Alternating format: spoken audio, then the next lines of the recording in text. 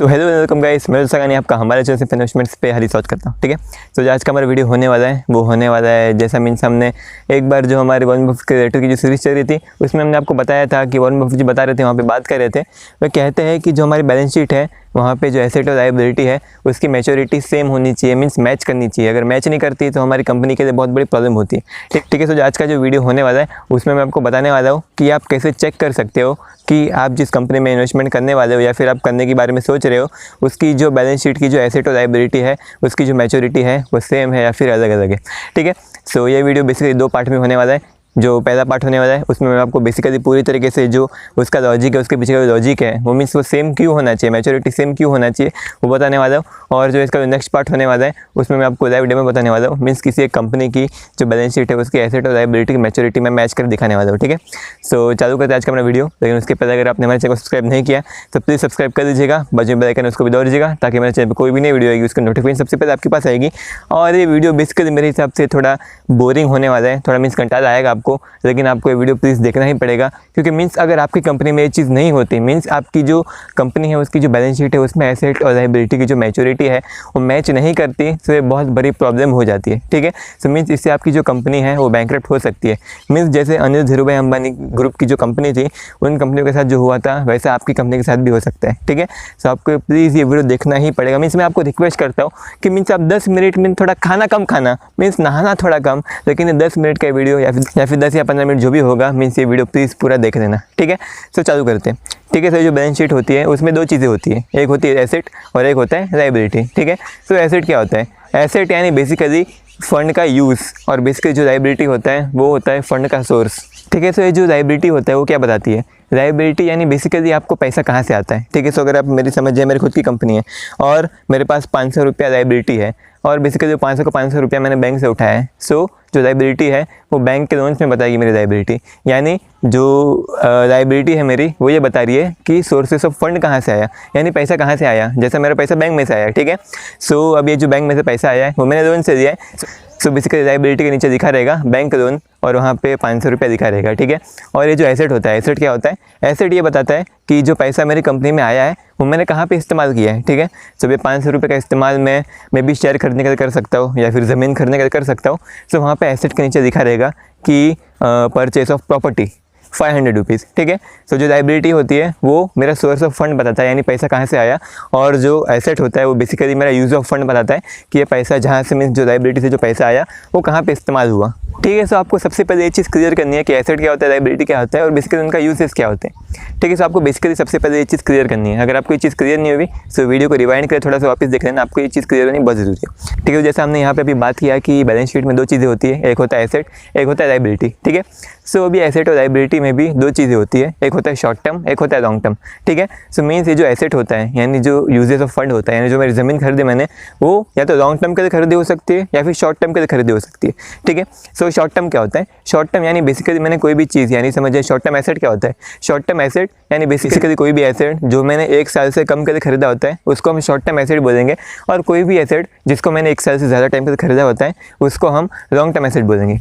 ठीक है, सो लायबिलिटी में भी ऐसा ही सेम टू सेम होता है। अगर कोई भी लोन मैंने 1 साल से कम टाइम के लिए दिया रहता है सो उसको हम शॉर्ट टर्म लायबिलिटी बोलेंगे, और कोई भी लोन अगर मैंने एक टाइम से ज़्यादा टाइम के लिए दिया रहता है सो उसको हम लॉन्ग टर्म लायबिलिटी बोलेंगे। ठीक है, सो ऐसे जो बैलेंस शीट होती है उसमें 4 पार्ट होते हैं, एक होता है शॉर्ट टर्म एसेट, एक होता है लॉन्ग टर्म एसेट, एक होता है शॉर्ट टर्म लायबिलिटी, एक होता है लॉन्ग टर्म लायबिलिटी। ठीक है, सो ऐसे 4 पार्ट होते हैं।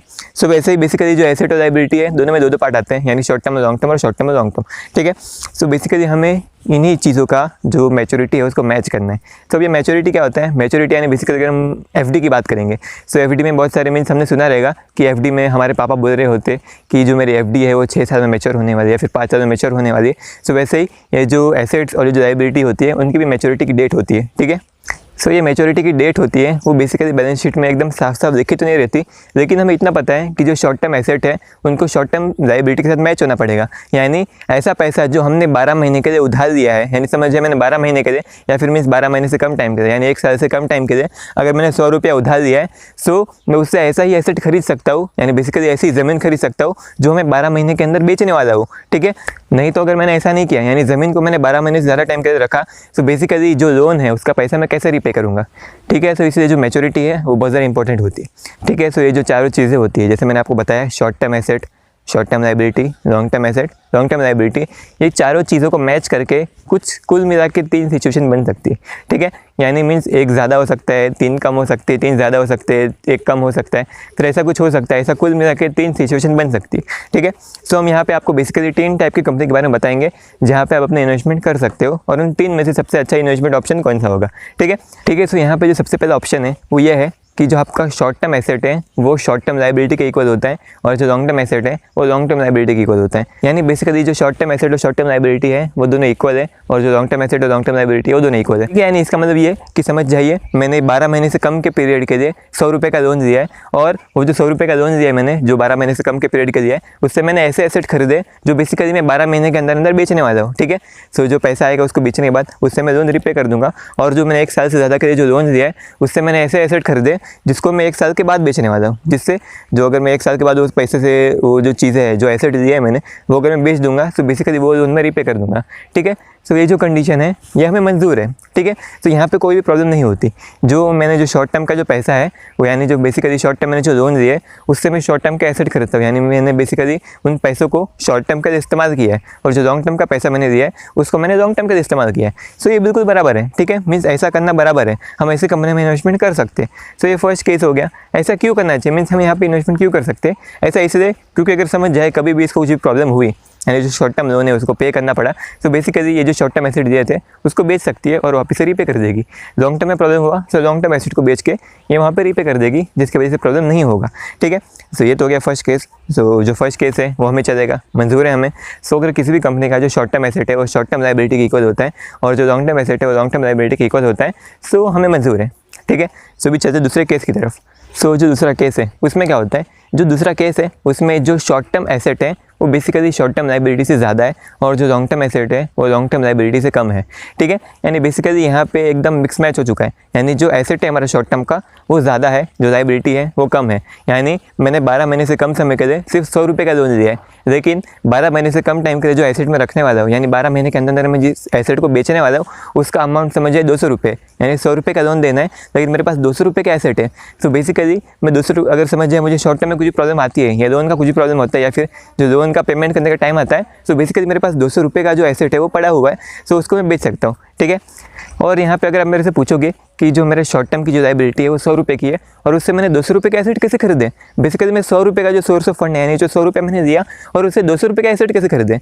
ऐसा मैंने ऐसे खरीदा कि बेसिकली जो मैंने लॉन्ग टर्म लाइबिलिटी दी थी, यानी 1 साल से ज़्यादा के लिए जो मैंने लाइबिलिटी दी थी उसको मैंने इस्तेमाल करके छोटे एसेट खरीदे, यानी जिसको मैं 12 महीने के अंदर अंदर बेचने वाला हूँ, यानी 1 साल से कम टाइम पीरियड में उसको बेचने वाला हूँ। ठीक है, यानी समझ जाइए मैंने जो शॉर्ट टर्म लाइबिलिटी है, यानी 1 साल का लोन दिया था, मैंने 1 साल का 100 रुपये का लोन दिया है, और बेसिकली जो मेरी लॉन्ग टर्म लाइबिलिटी है मैंने 3 साल का 500 रुपये का लोन दिया है। लेकिन मैंने जो ऐसे एसेट जो मुझे 1 साल के अंदर अंदर बेचने वैसे मैंने 200 रुपये के दिए, और बेसिकली जो लॉन्ग टर्म एसेट है, यानी ऐसे एसेट जो मुझे 1 साल के बाद बेचने वैसे मैंने 400 के दिए। ठीक है, सो बेसिकली यहाँ पे अगर हम देखेंगे तो जो long term liability plus short term liability, यानी 500 रुपया प्लस 100 रुपये इज इक्वल टू 600 रुपया, और यहाँ पे अगर हम एसेट साइड देखेंगे सो 400 रुपये का लॉन्ग टर्म एसेट और 200 रुपये का शॉर्ट टर्म एसेट मिलके होते 600 रुपया। सो 600 रुपया इज इक्वल टू 600 रुपया, asset is equal to liability, और हमारी बैलेंस शीट बैलेंस होगी। ठीक है, सो यहाँ पे हम देखेंगे कि जो सेकंड सिचुएशन है उसमें ऐसा हुआ है कि बेसिकली जो लॉन्ग टर्म लाइबिलिटी है उसका इस्तेमाल शॉर्ट टर्म में एसेट खरीदने के लिए हुआ है, यानी शॉर्ट टर्म में समझ जाए कंपनी को रॉ मटेरियल चाहिए था, सो उसने लॉन्ग टर्म का एसेट यानी बहुत बड़ा बड़ा लोन लिया, जैसे उसने 10-15 साल का जो लोन लिया उसका इस्तेमाल करके उसने रॉ मटेरियल खरीदा। ठीक है, सो यहाँ पे हम ऐसा बोल सकते हैं कि कंपनी ने अपना जो लॉन्ग टर्म लाइबिलिटी थी उसको लेवरेज की, यानी उसने उसका मीन्स बहुत अच्छे से फ़ायदा उठाया। ठीक है, सो ये सिचुएशन अच्छी तभी हो सकती है जब जो शॉर्ट टर्म एसेट जो हमने लिए थे उसकी जो वैल्यू है वो असली में मीन्स बहुत ज़्यादा हो, यानी वो अच्छी वैल्यू प्रोड्यूस कर पाए। ठीक है, सो अगर हम यहाँ पे देखेंगे कि हमने लॉन्ग टर्म लाइबिलिटी का इस्तेमाल करके हमने शॉर्ट टर्म एसेट लिया। ठीक है, सो शॉर्ट टर्म एसेट दिया, सो यानी उसको हम 12 महीने के अंदर बेचने वाले, लेकिन अगर हमने 12 महीने के अंदर बेचने वाले यानी जो 200 रुपये का जो हमने एसेट दिया था अगर उसकी प्राइस कम होकर वो 100 रुपया हो जाती है, तो बेसिकली हम लॉन्ग टर्म में यानी जो हमें 10-15 साल का जो लोन पे करना था वहाँ पे हम बाकी का 100 रुपये कहाँ से पे करेंगे, वो तो बेसिकली हमें मीन्स वहाँ पे लॉस हो जाएगा, जिसकी वजह से हमें बेसिकली कहीं और से लोन लेके वापस से वो वाला लोन पे करना पड़ेगा, जिसकी वजह से प्रॉब्लम हो सकती है। ठीक है, तो जो सेकंड सिचुएशन है वो अच्छी होती है, वहाँ पे हम लेवरेजिंग करते हैं, यानी जो लॉन्ग टर्म पैसा आता है यानी जो लॉन्ग टर्म लाइबिलिटी है उसको लेवरेज करके हम जो शॉर्ट टर्म में ज़्यादा प्रॉफिट कमाने की कोशिश करते हैं। सो बेसिकली ये बात अच्छी है, लेकिन हमें यहाँ पे ध्यान रखना चाहिए कि जो शॉर्ट टर्म में जो हमारा एसेट है वो एकदम अच्छा होना चाहिए, उसकी वैल्यू कम नहीं होनी चाहिए, ठीक है। तो जो ठीक है, सो जो सेकंड कंडीशन है वो एकदम अच्छी में से एकदम उत्तम कंडीशन है, ठीक है। सो अभी चलेंगे हम यहाँ पे थर्ड कंडीशन की तरफ। सो जो थर्ड कंडीशन है उसमें होता ऐसा है कि जो शॉर्ट टर्म एसेट है वो शॉर्ट टर्म लाइबिलिटी से कम होते हैं और जो लॉन्ग टर्म एसेट है वो लॉन्ग टर्म लाइबिलिटी से ज़्यादा होते हैं।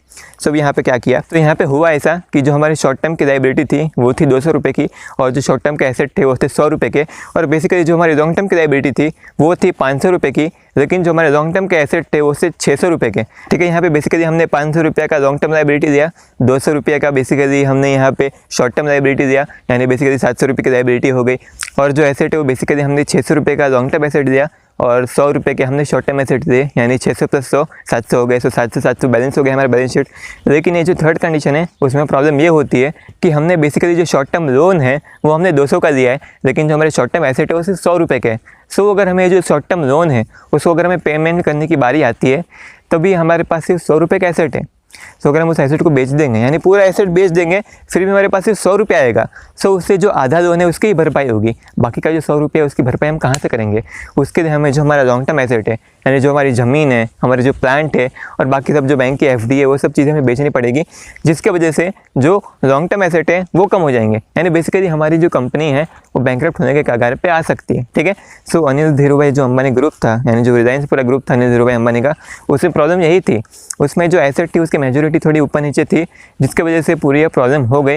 यहाँ पे मीन्स बेसिकली उन्होंने बहुत ज़्यादा उधार दिया था, बहुत ज़्यादा डेप्ट हो गया था उनके पास, लेकिन वो डेप्ट कैसे पे करेंगे वो लोग, उनको बेसिकली डेप्ट पे करने का कोई रास्ता नहीं बचा और उनको बेसिकली अपनी ऑफिस बेचनी पड़ी, ये बेचना पड़ा, वो बेचना पड़ा, जिसके वजह से इतना बड़ा प्रॉब्लम हो गया, ठीक है। सो इससे आपको पता क्या चलता है, आज के वीडियो से आपको पता क्या चलता है कि आपको जो थर्ड सिचुएशन है उसको आपको मीन्स क्या बोलते हैं, उसको इग्नोर करना है आपको। यानी किसी भी कंपनी जिसमें जो मैच्योरिटी है वो थर्ड सिचुएशन के हिसाब से होती है, यानी वहाँ पे शॉर्ट टर्म एसेट वो शॉर्ट टर्म लायबिलिटी से कम होते हैं और जो लॉन्ग टर्म एसेट है वो लॉन्ग टर्म लायबिलिटी ज़्यादा होते हैं। सो वहाँ पे आपको इन्वेस्टमेंट नहीं करना चाहिए। ऐसा क्यों? ऐसा इसलिए क्योंकि कंपनी ने बेसिकली जो अपनी शॉर्ट टर्म लायबिलिटी है उसका इस्तेमाल करके उसने अपने लॉन्ग टर्म एसेट खरीदे, यानी शॉर्ट टर्म लायबिलिटी यानी 200 रुपये का इस्तेमाल करके उसने अपने लॉन्ग टर्म एसेट यानी बेसिकली घर, बिल्डिंग या फिर बेसिकली ऑफिस स्पेसेस या फिर मशीन, ये सब चीज़ें खरीदी, जिसके वजह से उसको कभी ना कभी यानी 12 महीने के अंदर यानी 1 साल के अंदर कभी ना कभी वो शॉर्ट टर्म लायबिलिटी पे करने के लिए उसको अपने लॉन्ग टर्म एसेट बेचने पड़ेंगे, उसको अपनी बिल्डिंग बेचनी पड़ेगी, उसको घर बेचना पड़ेगा, अपने ऑफिस बेचने पड़ेंगे, मशीन्स बेचने पड़ेंगे, जिसकी वजह से अगर उसने वो मशीन वो सब बेचना चालू कर दिया,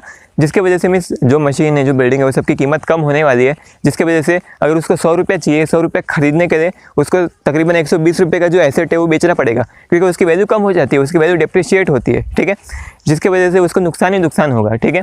सो इसलिए आपको ऐसी कंपनी में इन्वेस्टमेंट नहीं करना चाहिए। सो यहाँ पे हमें पता चल चुका है कि जो सेकंड सिचुएशन है वो बेस्ट होती है, जो फर्स्ट सिचुएशन है वो थोड़ी कम बेस्ट होती है, लेकिन वो चल जाएगी हमें, लेकिन जो थर्ड सिचुएशन है वैसा हमें कभी भी नहीं करना चाहिए। सो बेसिकली हमें ऐसी कंपनी में इन्वेस्ट करना चाहिए, हमें सेकंड सिचुएशन वाली कंपनी में इन्वेस्टमेंट करना चाहिए। आपको बेसिकली थर्ड सिचुएशन वाली कंपनी को इग्नोर करना चाहिए, आपको फर्स्ट वाली कंपनी यानी जो फर्स्ट सिचुएशन वाली कंपनी थी वहाँ पे इन्वेस्टमेंट कर सकते हो, लेकिन आपको ध्यान में ये बात रखना है कि जो सेकंड सिचुएशन वाली कंपनी है वहाँ पे आपको ध्यान में ये रखना है कि उसकी जो शॉर्ट टर्म एसेट है उसकी जो वैल्यू है वो वैल्यू कम नहीं होनी चाहिए। अगर वैल्यू कम हो जाएगी तो वापस से वही प्रॉब्लम हो जाएगी, यानी प्रॉब्लम होगी, यानी जो थर्ड सिचुएशन है उससे थोड़ी छोटी प्रॉब्लम होगी, लेकिन प्रॉब्लम फिर भी क्रिएट होगी। तो आपको बेसिकली ऐसी कंपनी में इन्वेस्टमेंट करना चाहिए जहाँ पे जो सेकंड सिचुएशन है उसके हिसाब से जो मैच्योरिटी है वो फॉलो करती है और उसके जो शॉर्ट टर्म एसेट होते हैं वो भी अच्छी क्वालिटी के होने चाहिए, उसके जो शॉर्ट टर्म एसेट अच्छी क्वालिटी के होने चाहिए। ठीक है, सो ये वीडियो यहीं पे खत्म होती है। अगर आपको ये वीडियो अच्छी लगी तो प्लीज़ इस वीडियो को लाइक कर देना, ताकि जो हमारा चैनल का ग्रोथ है उसमें आपका भी थोड़ा योगदान हमें मिलेगा। ठीक है, सो प्लीज़ हमारे चैनल को सब्सक्राइब कर देना और जो बेल आइकन है उसको भी दबाना भूलना मत, ताकि हम ऐसी जो इन्फॉर्मेशन वाली वीडियो आते रहते हैं उसके नोटिफिकेशन भी आपको मिलेंगे। और बेसिकली अगर वो नोटिफिकेशन मिलेंगे तो बेसिकली आप एक अच्छे इंटेलिजेंट इन्वेस्टर बनने की राह पे चलोगे। ठीक है, so thank you so much इस वीडियो को यहाँ तक देखने के लिए। Thank you so much. अब हम चलते हैं।